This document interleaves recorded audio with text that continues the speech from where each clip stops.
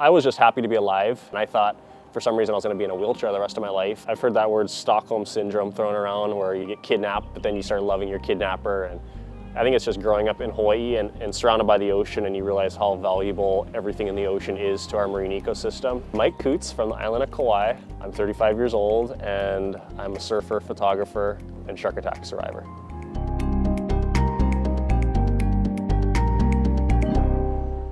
This is all 100% carbon fiber. I put my leash here, and the rib prevents the leash from sliding down. When I learned how to surf, I was in college and I was using a rubber joint on it with a rubber foot, and all the energy got absorbed into the rubber, whereas when you have a carbon, it's basically like potential energy going into kinetic energy. Like your running motion, you step down, it compresses, then it releases. And that's why I think the same principles that make a good running leg make a good surfing leg. The reason why I use the soft top is because it's a soft material that I can drill this into. Basically 1 or 2, wipeouts, this thing's gonna break. I break this bolt right here. I've got to go see my doctor. The doctor's got to look at it, say the bolt is broken, write a prescription. I go and fill that prescription up. I didn't have insurance for a while because I had a pre-existing condition, and as a photographer, you're self-employed, so you can't get insurance. So I had no insurance, and what I would do is buy feed off eBay. But there's emerging technologies like 3D printing, where pretty soon you'll be able to buy yourself a printer and push print and get printed the ultimate surf leg. It seems like every kid in school was a surfer, and I remember my dad pushing me into a little nice wave, and that feeling of, I think every surfer has that, that first wave feeling where the wave takes you and you just ride right up to the sand, and it's that, really good feeling.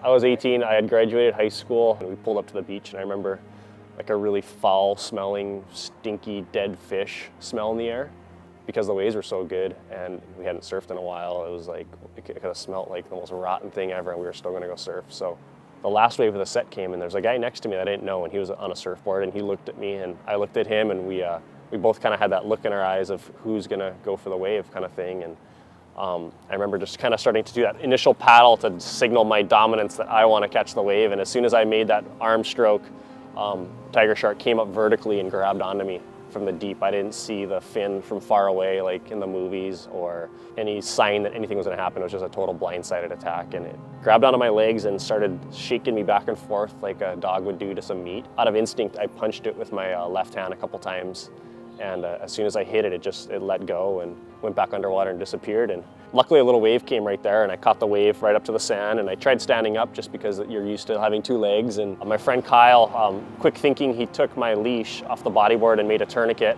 I went unconscious, and then I woke up like 2 days later, about a week in the hospital, and then I was back in the water.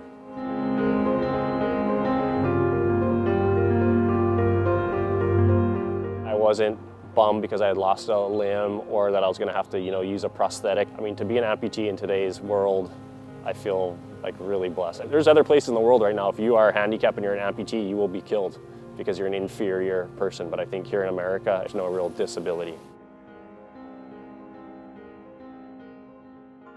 I was contacted by this lady named Debbie, and she works for Pew. It's Pew Environment Group. They're a lobby group out of DC, and she was a shark attack survivor from Florida.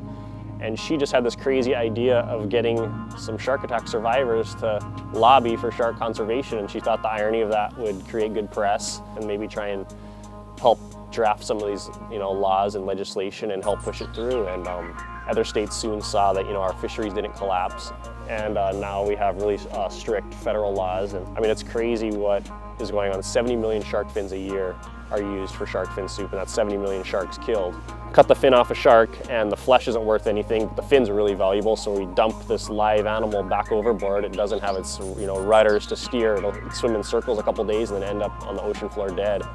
And because sharks are like apex predators in the ecosystem, they're at the very top. Once they are gone, and at 70 million a year, that's gonna be a real fast process, and everything below them will crumble really fast.